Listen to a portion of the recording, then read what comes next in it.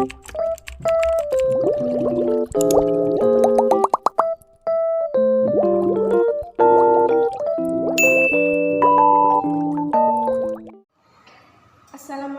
warahmatullahi wabarakatuh. Perkenalkan, nama saya Jumri Minta, Prodi Perbankan Syariah semester 4, Fakultas Syariah, Universitas Kiai Haji Abdul Halim. Baik, di sini kita akan membahas yang pertama, yaitu definisi etika bisnis Islam. Nah, definisi etika bisnis Islam adalah suatu landasan normatif yang bersumber dari ajaran Islam, yaitu Al-Quran dan Sunnah Rasulullah SAW, sehingga menjadi suatu acuan untuk berbisnis, untuk menjalankan atau mengelola bisnis secara baik dan secara alami. Nah, adapun sejarah etika bisnis.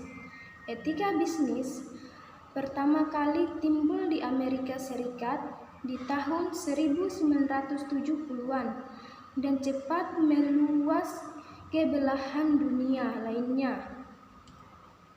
Berabad-abad lamanya, etika ini sangat dibicarakan secara ilmiah, membahas mengenai masalah ekonomi dan juga membahas tentang bisnis sebagai salah satu topik yang sangat penting untuk dikembangkan di zaman bisnis modern seperti saat ini. Perkembangan etika bisnis sendiri di Eropa Barat pada tahun 1980-an. Etika bisnis sebagai ilmu baru yang berkembang di zaman saat ini. Nah,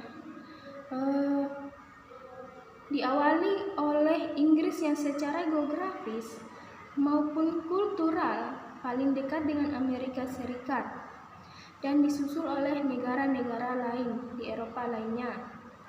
Nah, ilmu bisnis ini sangat penting sekali untuk kita terapkan di zaman saat ini. Dalam berbisnis juga kita mempunyai prinsip-prinsip, yaitu prinsip yang pertama adalah kejujuran. Nah, kejujuran mengajarkan suatu sikap apa adanya berdasarkan fakta, situasi, dan kondisi yang sebenar-benarnya. Yang kedua yaitu otonomi. Nah, otonomi ini menunjukkan sikap kemandirian, kebebasan, serta tanggung jawab seorang bisnis atau seorang pengusaha. Yang ketiga yaitu saling menguntungkan. Saling menguntungkan membangun kesadaran untuk saling memberikan keuntungan antara satu sama lainnya. Artinya, dalam setiap tindakan bisnis harus diusahakan agar semua pihak merasa diuntungkan. Yang keempat yaitu keadilan.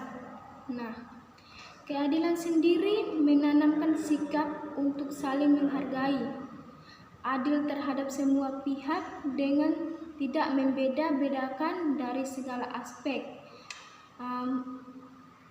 maupun aspek ekonomi, hukum, dan lain sebagainya.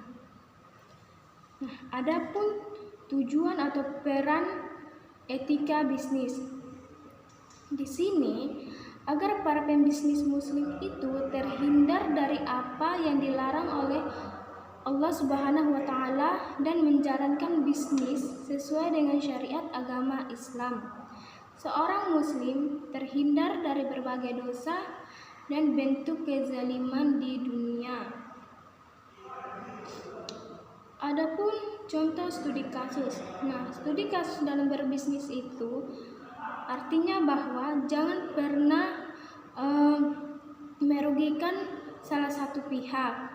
Contohnya seperti jangan pernah memberatkan timbangan, menjualkan barang yang tidak layak dimakan kepada konsumen. Apakah penting etika bisnis itu sendiri diterapkan bagi pelaku usaha?